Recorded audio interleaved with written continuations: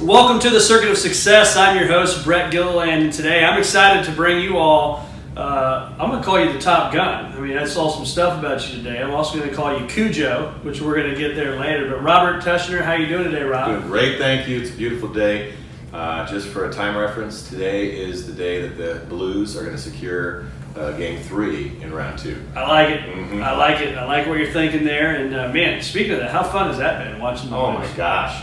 You talk about a turnaround, you talk about there's no way that they're going to be where they are today, and now they look, at times, unstoppable. Yeah, it's unbelievable. It's unbelievable. Well, you've got a heck of a story, my friend, and I'm glad, Brian Boosking introduced the two of us, and I'm glad he did that, and because now here we get to sit today and get to hear your story and hopefully impact, thousands of people with this message today. So for the people that don't know who Cujo is, why don't you give us a little lay of the land? What's made you the man you are today?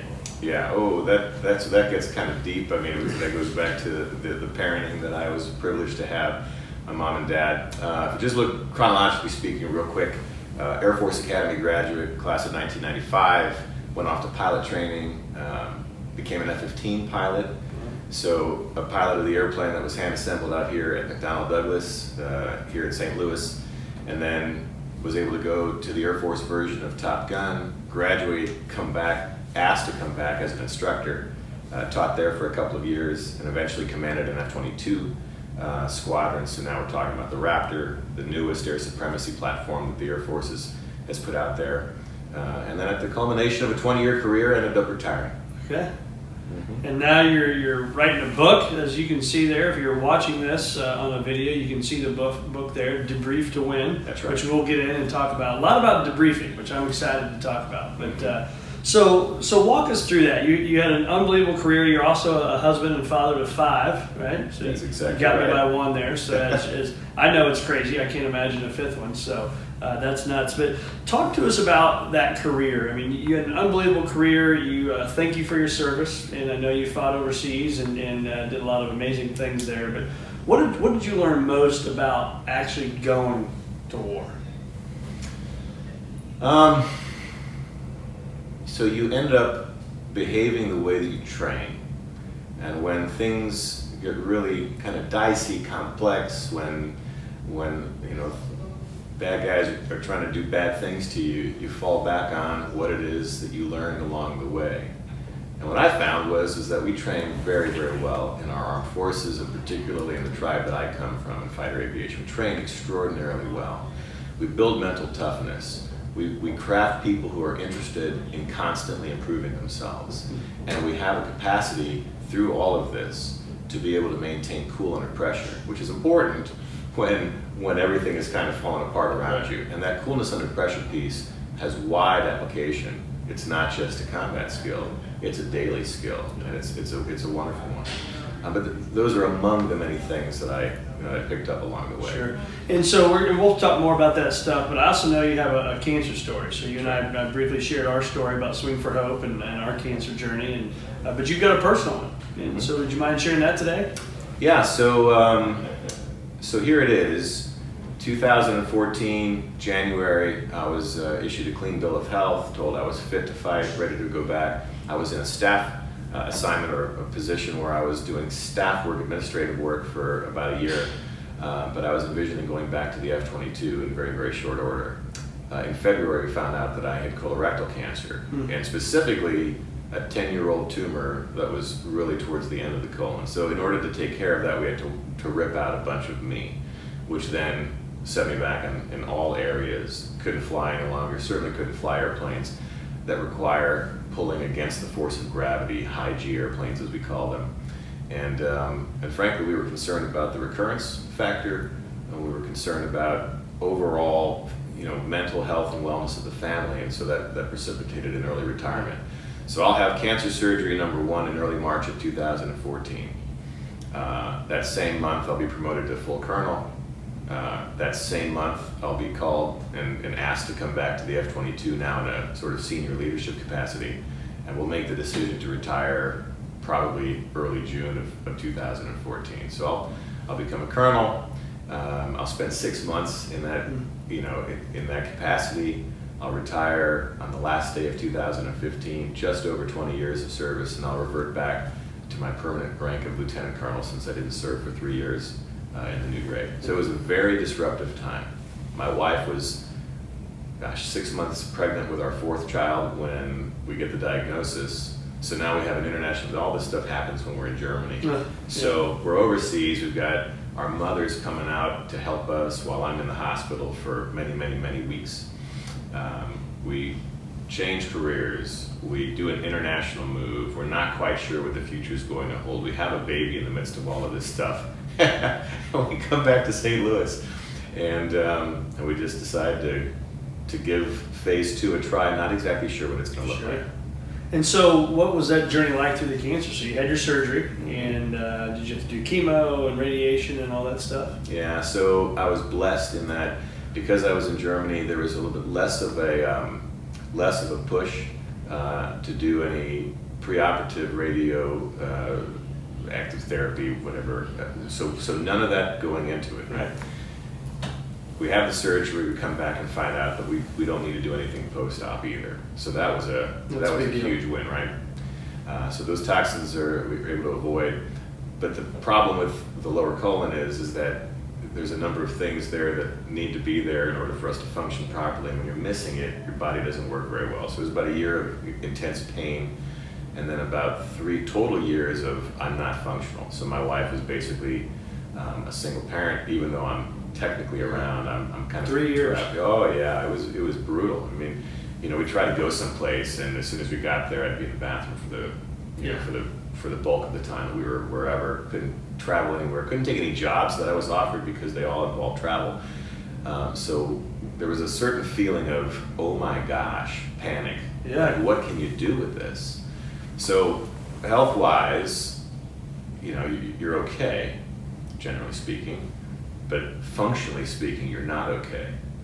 One of the best things about all of that was having the empathy to recognize what it is that so many people are dealing with. And I mean, it's just outwardly. You're smiling, you're looking good, Brett, you're sophisticated kind of a person. I have no idea what it is that you're dealing with, but oftentimes the shell prevents us from understanding that there's a lot of complexity there. And as a guy that had been in tip-top shape throughout the course of my military career from the Air Force Academy onwards, this was kind of it sounds sad, but a bit of a revelation for me, and actually a wonderful period of growth for yours truly and for our family. Yeah, so how was that dark times? I assume there was a lot of, you're laying in bed, mentally just taxing dark times, right? Mm-hmm. And how do you think ultimately, because obviously you're sitting here today, you got through that and are able to make the impact you're making today? Yeah. So this is where, and my wife and I talk about this regularly because we're still coming out of this. We had the 5-year anniversary on March 13th, the day that the book was formally released, which is obviously big deal. a 5 big years deal, is a big right? deal. Yep. And it was probably harder for her in all of this because she got to watch, but she couldn't do anything. I mean, she couldn't absorb any of the pain. She couldn't fix any of it. If we could have done this thing differently, I'm sure that she would have rather have had it, so that I wouldn't have had it. You know what I'm saying? Yeah, absolutely. That's the kind of, and vice versa if she would have had it, yeah. Yep, and I'm grateful that it was me and not her, right? But here's where the background really paid off. And you asked me earlier on, what was the story? What did you learn from being in combat? The training really works. You don't know how you're going to respond until things start to happen, but it's cool when everybody responds really, really well. Yeah. When this whole disruption took place, what I noted was that my why had to change. No longer was I able to, I swore the oath to defend the Constitution against all enemies, foreign and domestic, right? I had to figure out a new why, but it was instinctive to figure out what is that thing that'll keep my eyes on the horizon, planted firmly out in front, and not focusing on the day-to-day troubles, the challenges. Yep. I come from a culture, the fighter pilot culture is one that says we're going to win no matter what. And I actually prefer the odds to be stacked against me. Why? Because the story just got better. So if that's the culture that you're used to playing in, well then nothing changes just because you've taken your uniform off. Right. You're still whoever, right? In my case, I'm still a fighter pilot. Right. I just don't fly right now. I might even get back to it someday. Tied to that is, in aviation, you're always anticipating that the plan's going to fall apart. No plan survives first contact with the enemy, we say. So if you're always thinking about contingencies and you're maintaining your cool when things happen to you, why does that stop just in the work environment? What I found is that it doesn't. It applies at home as well. So when everything started to fall apart, I go, okay, which parts of me are still functional? How do we harness those? Because we're always going to win to achieve the grand vision, the big why, and off we go. And then that cool under composure, or keeping your composure when things are a little bit less than awesome. Leaders lead in many ways. One of the ways that I've been blessed to serve under great leaders is that as things are happening, you know, they're the source of calm, right? If the mission's really hairy, if things are tough, their voice on the radio is calm and relatively relaxed, which kind of soothes everybody else, right? My family. You don't need anybody freaking out in your head. Oh gosh, no. I mean, it can happen, and it does. Don't get me wrong, but it's the leaders that usually aren't that way. And so, with my case, I looked at my family. I mentioned my wife. You know, she gave birth right after my first surgery, and I knew. Which I'm sorry to interrupt, but in her mind, obviously, I'm assuming both of you probably went to the bad thought, right? Oh yeah. And now here I am with 4 children. That's right. Bad things go through the mind. Oh yes. Yeah. In a huge way, you know. So I'm still hanging in, and we go, okay. It's important for us to maintain our composure because the kids are watching all this stuff and they're paying attention to how this is going down.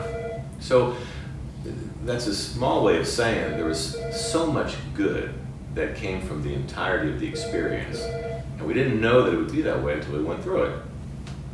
You didn't, yeah, because I don't think you know when you're ready again. Because one of my questions I even had was all the training, all the preparation you put in. I'm assuming not every mission went as planned. Nope.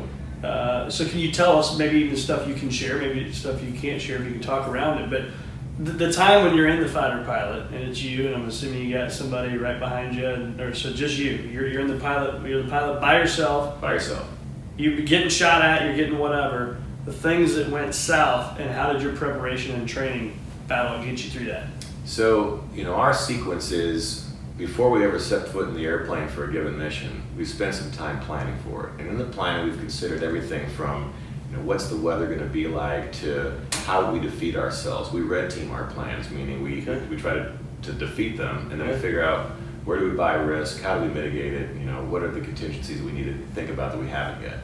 So we spent a little bit of time, you know, figuring things out. We always make sure that we communicate the plan to the rest of the team and the team of teams, so that we're all on the same sheet of music. And it's a great approach to life. Well, again, I apologize for interrupting, but I'm fascinated by that because if I go to the boardroom and I've got this big meeting, right? Because maybe you know, not everybody listening is a fighter pilot. Right. So, but I'm in a boardroom, and how many people just sometimes show up and wing it? Yeah. Right? Or how many people on an interview just show up and wing it? Right? You can't do that. No. You got to show up.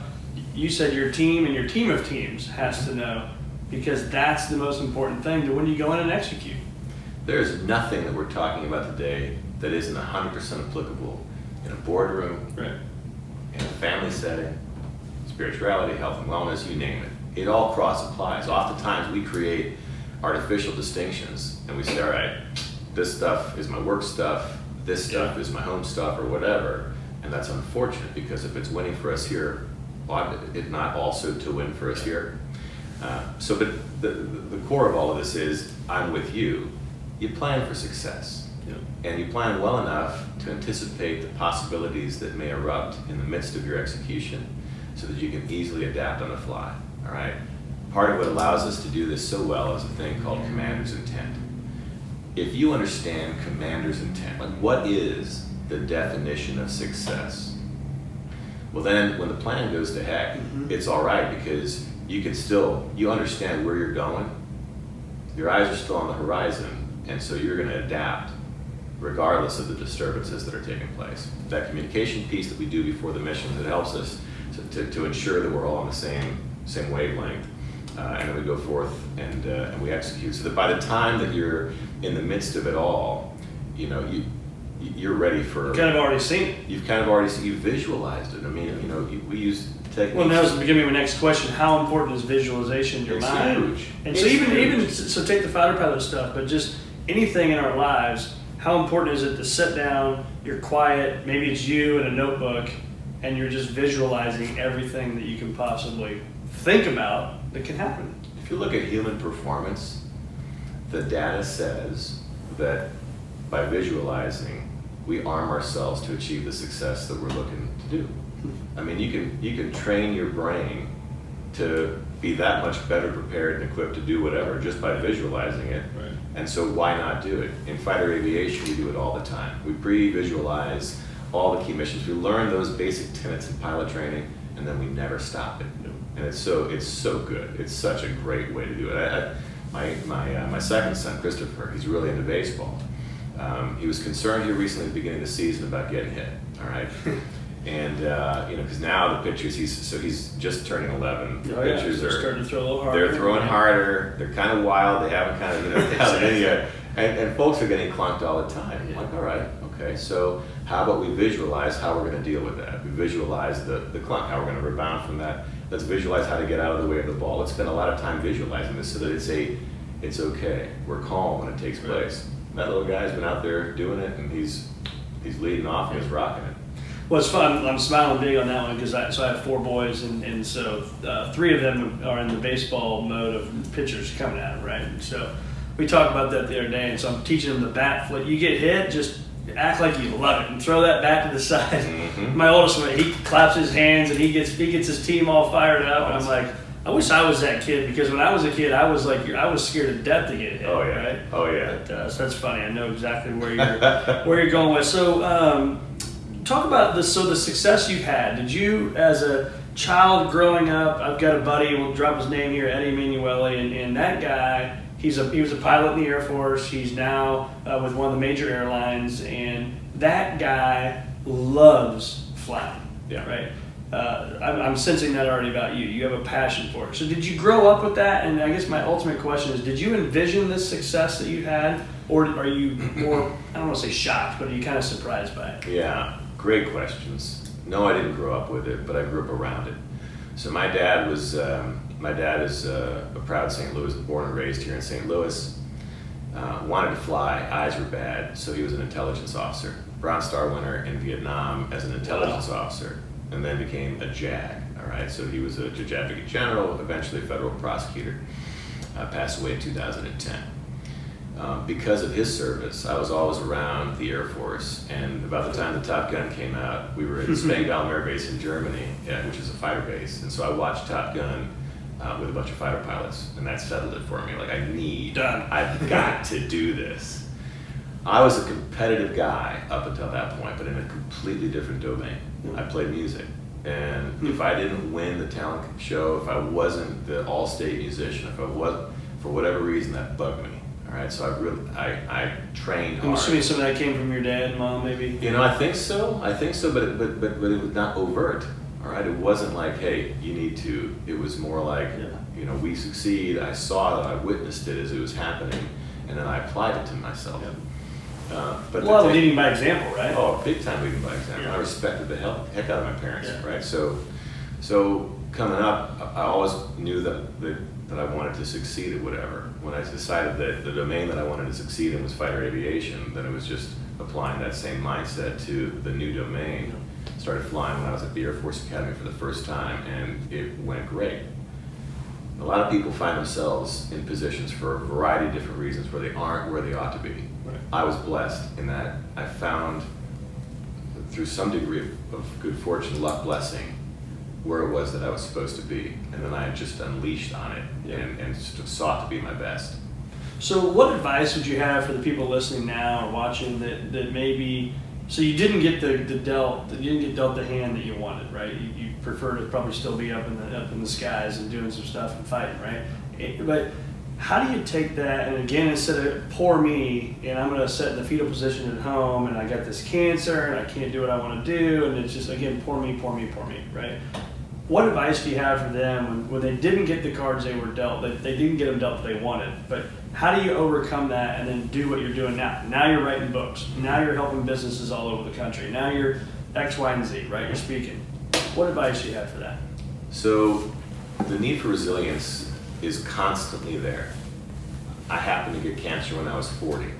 All right, got it. Does it mean that I've now, I have no need to be resilient ever again? Or that no, I have no idea what the future holds. Yeah. So all I can do is deal with the cards that I've got and do the best that I can with it. And that's just the nature of human existence. Mm-hmm.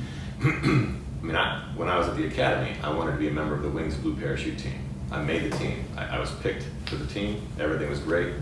I ended up having a very bad cold at the wrong time. Mm. And because of that, I was cut from the team. We couldn't go down. I couldn't do the altitude chamber, if you remember from An Officer and a Gentleman. Oh, yeah. Folks going to the altitude Yeah. chamber. So they had one chamber ride scheduled before we did our first high altitude jump. They couldn't reschedule it. They weren't going to reschedule the jump. I was kicked off the team for that. That was pretty disruptive. Because it was very competitive to try and get a pilot slot. Yeah. I could have sat there and go, well, woe is me. Well, no, you actively figure out now another way to win. So it comes back to what is your why. If your why is something as simple as, well, I've got to do well in this job, that's probably not sufficient because you don't know that the job's going to be there next year. You don't know that somebody else isn't going to supplant you. But you don't know what's going to happen. It's got to be something a little more foundational than that. So it used to be defend the nation actively, like tactically, by being out there and doing it. Well, when that wasn't an option any longer, I just said, okay, how do I achieve that from another angle? Now, if I can help an organization be financially successful and to survive the inevitable disruption, the marketplace, whatever, well then we can continue to have a strong enough economy to be able to afford the defense that we need, and that serves the purpose. So it's just kind of reorienting yourself to what do you have left, and where did this kind of come about? Like the last time that I crossed an ocean was the Pacific in the F-22. Tiny cockpit, one person, you're strapped into this ejection seat. Out of Honolulu into Okinawa, Japan, it was about 9 hours and 15 minutes of just the flight time. And you're in the airplane a long time before you take off by yourself. And I think it was like 19 air refuelings to get across the pond. 19 air refuelings. Now, that part in and of itself is its own yeah. dynamic, right? But well before we ever took off, we thought about what happens if you lose an engine. We were blessed to have 2 engines in the Raptor. What happens if you have complete hydraulic failure? What happens if you have electronic failure? What happens? Because there's not a lot of places to land in the middle of the Pacific Ocean. So you have to, when the disruption hits, you have to be able to go, okay, got it. Take maybe a minute to just be angry about it, but you're always going forward when you're flying. There's no pause button. Right. So if you're wasting time going forward in the wrong direction when it no longer makes sense, then you may not make it to where you need to go. And so you take that and cross-apply that kind of mindset to this, in my family. God, something bad happened.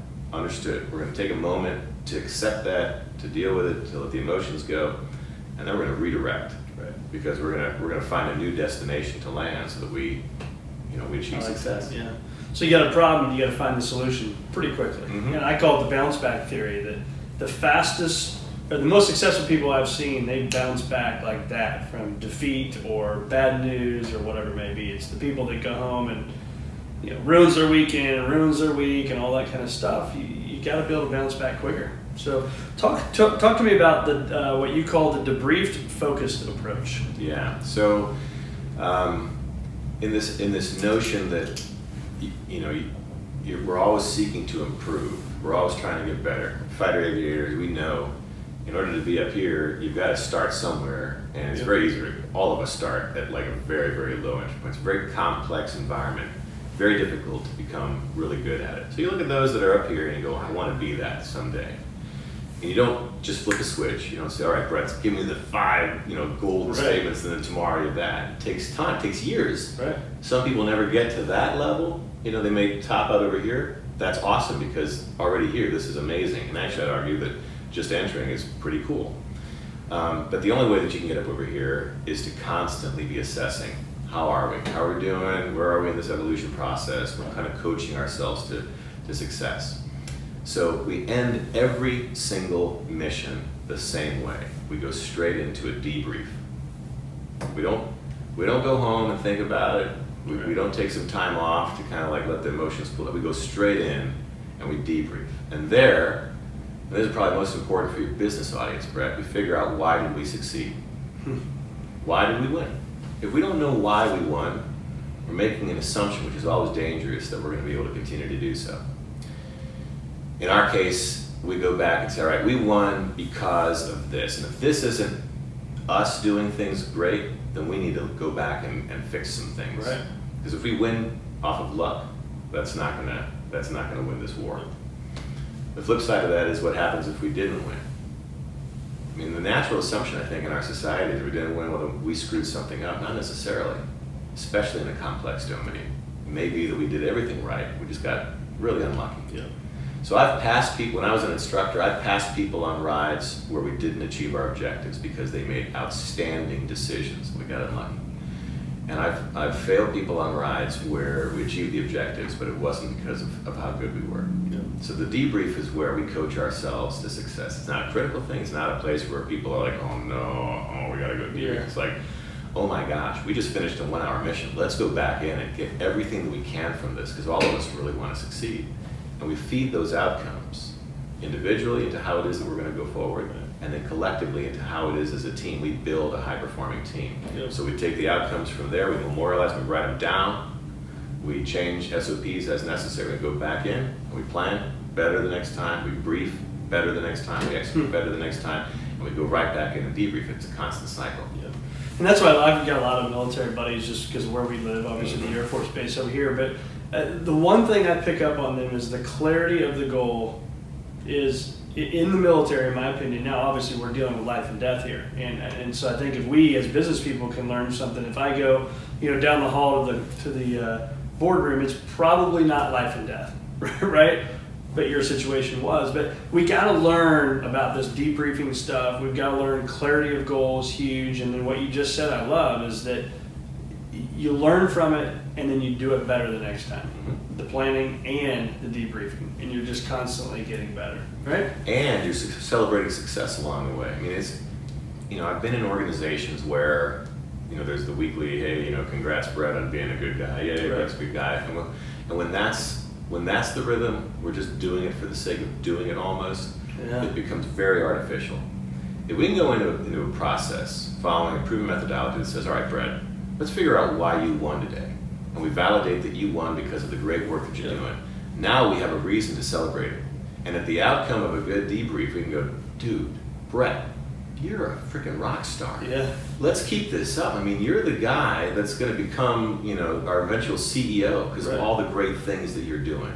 Yes, amen. Keep it up. And now, not only are you clear that you're doing the right things because we substantiated it, but you're also getting the kudos that may have been artificial previously, or maybe were completely lacking on a regular, sustained basis. Yeah.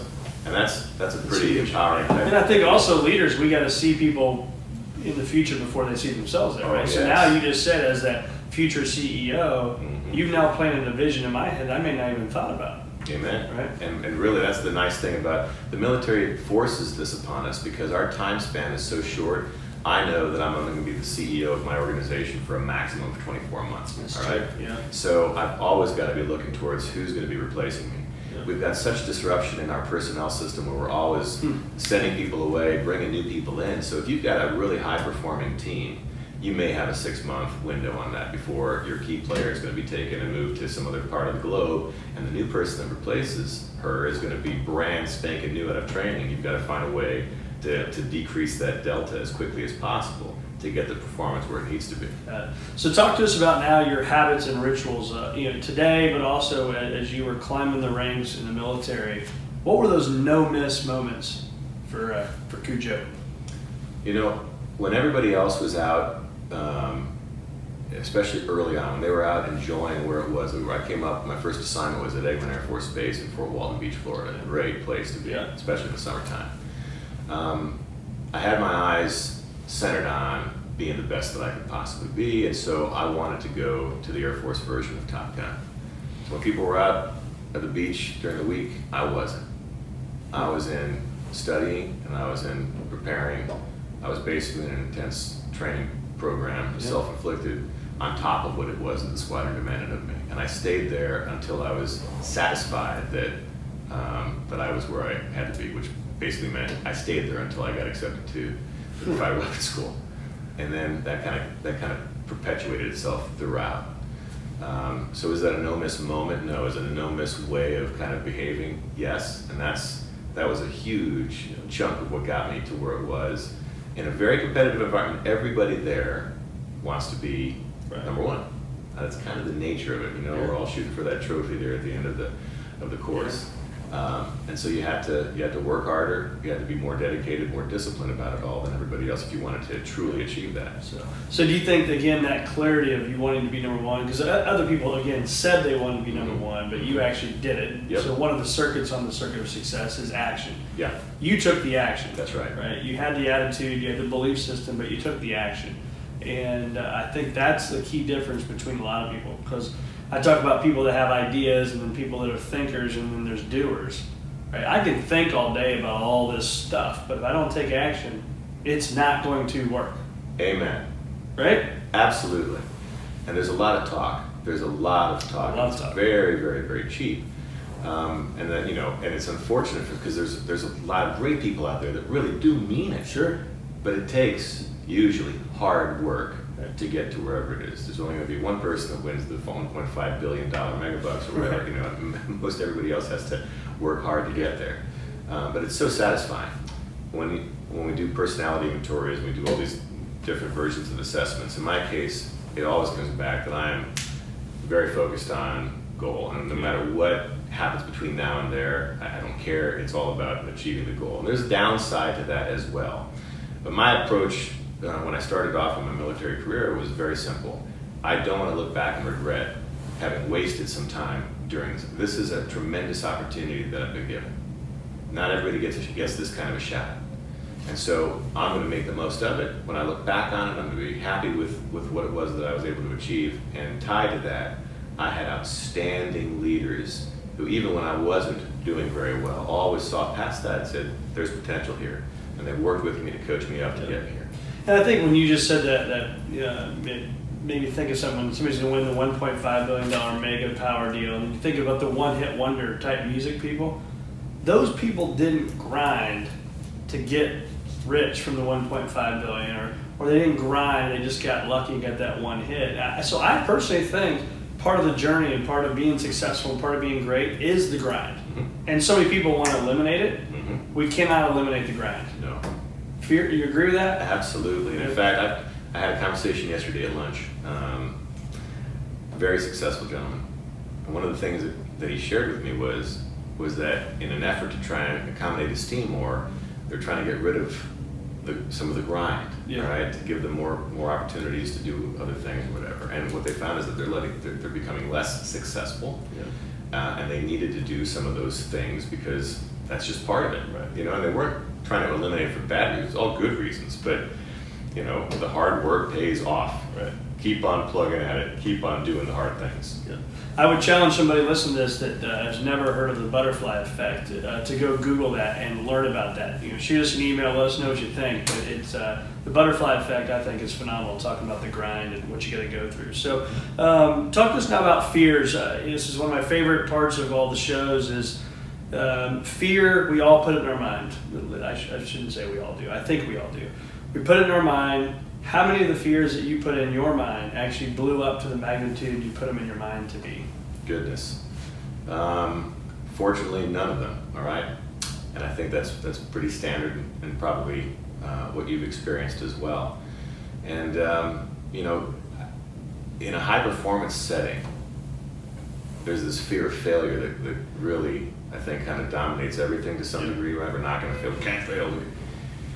And what's very, very interesting to me as I look back on my flying career, it was the failures that allowed me to become who it is that I am. And it wasn't until I really adopted hey, I'm going to embrace this, that I hit the real traction in my evolution. And so I advocate now for go and do. I mean, prepare. We talked about that earlier. Yeah. Prepare, give it your best. Don't go into this thing just kind of shooting from the hip. But don't be disappointed if, in retrospect, you go, that could have been better. You had to do in order to find out where the failure points were, where things weren't as good. Then you can go back, debrief the thing, and continue on that evolution. It'd be awesome to be an overnight success. Yeah. Most of the people that I talk to, it took them 13 years to become an overnight success. Yeah, exactly. I just heard the Under Armour CEO said somebody asked him about being an overnight success, and he said, really? He's like, were you with me when I was carrying sweatpants in my trunk and going door to door trying to sell stuff? The 22-year overnight success, right? Exactly. Doesn't really work that way. So how do you, I think a lot of people that are on the grind and enjoying the journey, but we're trying to build something, right? And I talk about this with my buddies and people listen to the show all the time, is how do we actually slow down? And you said it earlier, because I say it all the time, we got to slow down to speed up. But how do we enjoy the journey? It's interesting. I mean, not to be too self-serving in this, because you asked about the debrief-focused approach. One of the outcomes of the debrief is you force yourself to take that time a little bit to slow down and to evaluate. And the evaluation isn't just a critical, hey, this sucks and let's fix this. And right. It's a celebration of the good that's happening.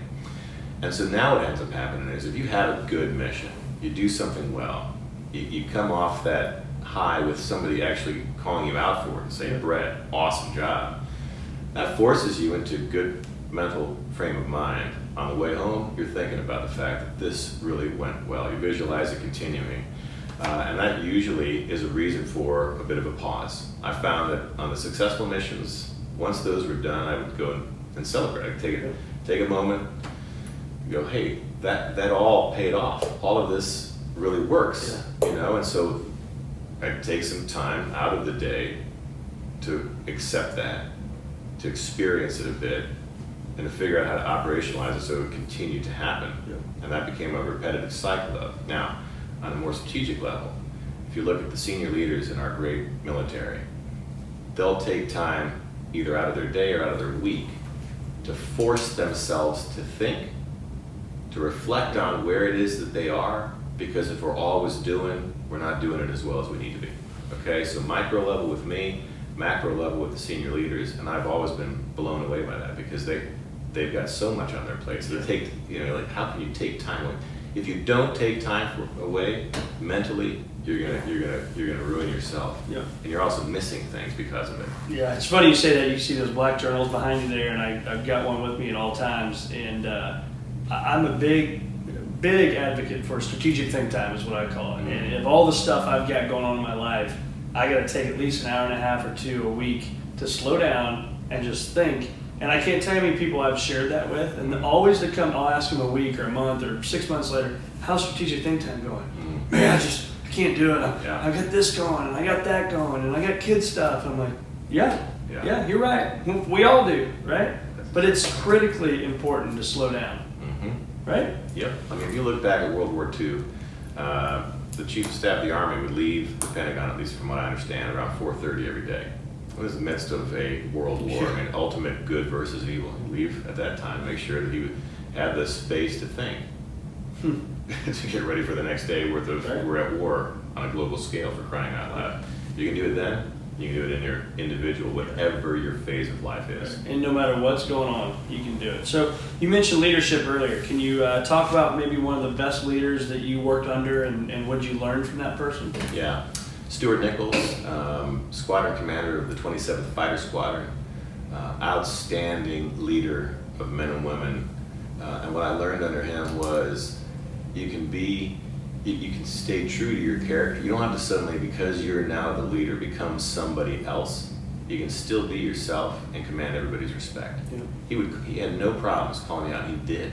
I was his chief instructor. He would call me out. Like, what the are you doing? We'd have frank conversations. He's also one of the most caring people. He prioritized faith, family, and the squadron, but there was a very small distinction between those because they were all blended together. And our squadron was outstanding. I mean, we were a true family. Yeah. It was when people left, we were very, very sad. When I left, it was one of the downing moments, and I was about to go off and instruct at the fighter weapons school. Like, it was an amazing time in my life, but I was sad to leave that place. And he had I gotta tell you, it's because you guys do it right. I've had the opportunity to be at 3 retirements out here at the base, and man, it gives me chills thinking about it. I mean, the process that you guys go through and the the words and the leaders that get up there, but then even the person retiring. I mean, they're balling. These are strong men. Might have all been men that I've been at, right? These are all strong men, and yet you see them and they're crying, and just the passion and the energy they have behind what they've done is absolutely incredible. Yeah. Incredible. Because we build such great teams. Right. We build these great teams, and part of what makes a team great and the way that you get to there is to spend a lot of time with each other, so you really know each other so well. Just like when you say goodbye to a family member, it's a sad experience. If you got a great team, it's sad to say goodbye to somebody. Yeah, unbelievable. What would you tell the Cujo of 10 years ago or 15 years ago? If you could go back and have dinner with that young man, what would you say to him? Listen to your body, pay attention, and by extension, build a high-performing team at home. One of the tenets of having a functioning team is to communicate regularly and well. Yeah. My cancer was preventable. And how's that? I could have nipped this thing in the bud at the first indications that popped out literally in 2004 when I was just going through the instructor upgrade at the Fighter Weapons School. And can you share that with maybe absolutely. our listeners? No. So this is potentially one of the most important things we're going to cover, and that is I had indications that my body was not totally well. I'm a combat veteran. I'm a fighter pilot. I'm a young guy. My tribe generally tends to avoid doctors because doctors can ground you. And so we put all that together. I'm like, look, I'm indestructible. Whatever this is, it's going to go away, and I'll be fine. So I willed it to go away, and a few months later it did. Fast forward, 2014. Do you mind sharing, or is it too personal on the? No, it's kind of gross. Yeah. Is what it is. Blood in the stool. Yeah. Right? Okay. So 2014 now, when we get diagnosed with, oh my gosh, there's this cancerous tumor that's been growing for 10 years. Do the math. Yep. It started back in 2004. By the time that I finally communicated, it was way too late. If I went back and when I was teaching high performance teaming on the work side, if I had cross-applied those skills at home, and instead of operating as a solopreneur at home, we would not be having this conversation. I'd still be on active duty right now. Right.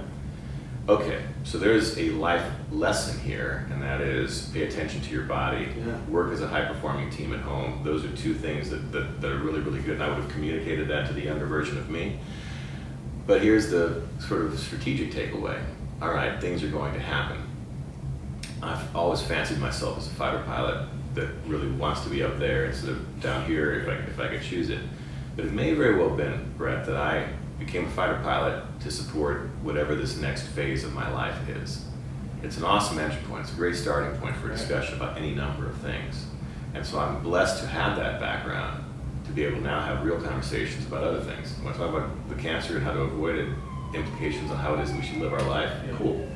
Might be that somebody listens to a guy that used to be up there. Yeah. And in that case, we're achieving a tremendous net effect. So your number one thing would be for anybody listening, man or woman, go to the dang doctor, get checked out, do pre-screening. Absolutely. We just had an event with Dr. Timothy Everline was here last week with some of our folks from Visionary Wealth Advisors, and he talked about 50% of cancers are avoidable. 50% of them. 100% of mine was. Yeah. I mean, and so take that statistic. If that does not rock your world, then nothing's going to. And there'll still be some people that are obstinate about it and say no, because that was me 10 or 15 years ago.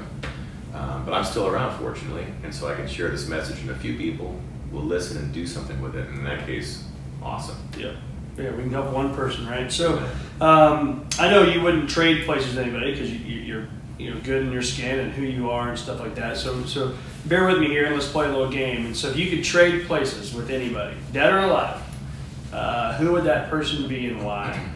Well, I'd probably, for the sake of the town, have to pick somebody that didn't spend too much time on the roster, but I would love to be wearing the birds on a bat in some capacity. Why?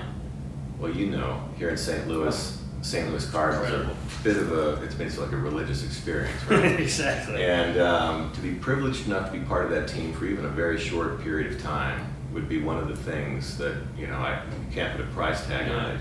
It's indescribable. And so another version of me would have loved to have had that opportunity. We would always come back, no matter where we were on the planet. In fact, we were season ticket holders from 06 to 11. We lived in Greece for 2 of those years, for crying out loud. Okay, why? Just because. Anyway, you can do it. Because we could do it. So we were coming back for a home opener one year, and we were going up the ramps, and this golf cart screaming down, going way too fast, and like I had to pull one of my kids out of the way to avoid getting hit by it. Okay, and I was angry. Right. And as this thing's zipping by, and I was about to yell something special at whomever, I realized in that cart were Whitey Herzog, Tommy Herr, and I think Ozzie Smith. Wow. And at that point, my attitude totally shifted. I'm like, if you're going to get run over by a golf cart, that's the way. I'll gladly let one of my kids or myself. Oh yeah, totally okay with that, you know. Yeah, that'd be an experience because your kids would have a lot of autographs and a lot of stuff. I think at that point we might even be accepted into the family. Yeah, maybe your red jacket. You never know. You never know. So, how about exercise, meditation? We've talked about thinking, but exercise, meditation. What role did that play in your upbringing, but also then now, today? So I wasn't an exercise guy. The Air Force Academy forced me to become one. On active duty, I did what needed to be done, and I was privileged to be in an environment where every day was a physical exertion of tremendous proportion. I mean, we're fighting, you're pulling 9 times the force of gravity, and it's interesting because one of the effects of that is blood rushes out of your brain when you pull back on the stick and you're fighting against the force of gravity, and so you tend to gray out and then black out if you don't do anything to combat that. So then we've got techniques we use to be able to stay awake while we're doing this, and you're constantly turning, all right? You're constantly pulling in that kind of environment. I'm getting anxiety just setting. Yeah. Actually, now looking back, I don't know how we did it. But exactly.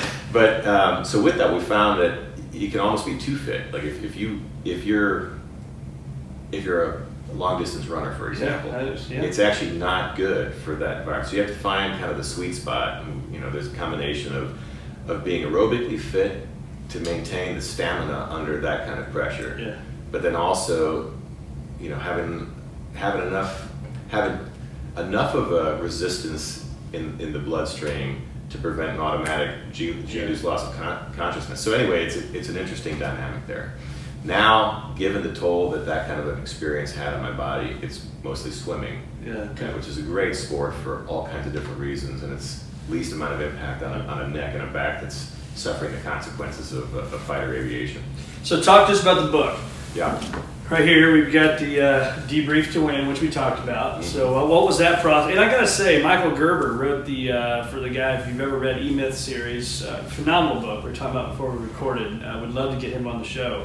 But he wrote the foreword for this. But talk to us about the book. What was that process like, and what do you hope if somebody picks this up today, what do they get from it? Yeah, so the process was actually really fulfilling. I mean, part of what it is that I'm interested in now is not only doing the work that I'm doing on a daily basis, but leaving a bit of a legacy. And Michael's in the same kind of wavelength, so I'm following him in a distant formation over here. But because we know that this works, the process of debriefing goes back to 1917 for us on the Allied side, World War I. The Germans were the first to do pre-mission briefings and post-mission debriefings. They dominated the skies while they did that. Once we figured it out, we kind of took over, and that's been the case now for decades. So we know that this works. Capturing this in a way that anybody can apply it was important to me. And so writing this book it was labor of love, but it was easy to do because it's what I taught. Right. It's what it is that I lived, and it applies in so many different areas. So I led with the business kind of setting, but don't think for one second that this ought not to be cross-applied to any domain of life. This is the third of 3 books. The second one's called Team to Succeed, How to Build a High-Performing Team. And the first one is Lead by Serving. I wrote this one first because this is the one that had to come out now. Sure. Right? And Michael Gerber has been such a wonderful support in this whole process. He advocated me. He was promoting me to his publishers, doing amazing stuff, giving me on. And the first version of this book had the cancer story in it, and he read it and he said, "Get rid of it. Get rid of the cancer story from this version of this book." So I rewrote it based upon his advice. Wow. And were you a writer before at all? Did you grow up writing and enjoy writing? No, I've always written pretty well, you know. I mean, Yeah. but we're talking like formal papers and those kinds of Sure. things. Didn't do much writing besides this. So this is something where if I were to choose where I'd spend the preponderance of my time outside of family and faith, it would be writing books and teaching. Yep. And that's what my company's kind of about. How did kind of in closing here, how did your faith play into your battle with cancer and then also your professional life? I was, you go back to the beginning, and I was so blessed to have parents that raised me with a strong, firm faith, a belief in God Almighty and the implications of that in the way that we live our lives, such that when everything kind of went south, and especially in the most painful phases, I mean, right after the surgeries, the pain was tremendous. I routinely would come back and reflect on how blessed I was to have a faith. I think in its absence, it would have been very difficult to continue on in some of those days. All right, so it was a foundation. And the beauty of it was watching my family's faith grow in the midst of all of this disruption. Sometimes you go, well, what is that? I've been praying for this to go away, and that's not the point. God's going to answer us in His way, in His timeline, however it's best for us. And therein is our faith. Yep. All right, so we haven't talked much about that, but that has underpinned everything all the way through. And I thank my family, my parents, for gifting me that as a young boy. That's awesome. Well, thank you for sharing that. So, if I'm a person, whether I'm a part of a church or a school or a business, and I want a guy like you to come in and speak, you're doing that stuff now. Where do our listeners find more of you? So if you go to robertteschner.com, RobertTeschner.com, you'll find all the information on what it is that I do, how to get in touch with me, and we'll respond to you ASAPly. The other side of that is vmaxgroupllc.com. That's the formal training side, vmaxgroupllc.com. And you can see a little bit more about who I am and what I do. Well, thanks for being with me today. Hey, thank you so much, Brett, for having me on. Yeah. This beautiful facility. Yeah, well, thank you for being here and just your story. We'll put a lot of this stuff, the websites, everything that you can find in the show notes, so you can click below. If you're on YouTube, if you're on iTunes, you'll see it all on there. So, but again, thank you for your service. Thank you for your message and your story. Phenomenal. Pick up the book, Debrief to Win. I'm assuming we can find that on Amazon. Everybody gets their books today, right? That's right. Well, again, thanks for being with us, and we'll see you next week for another great episode of The Circuit of Success.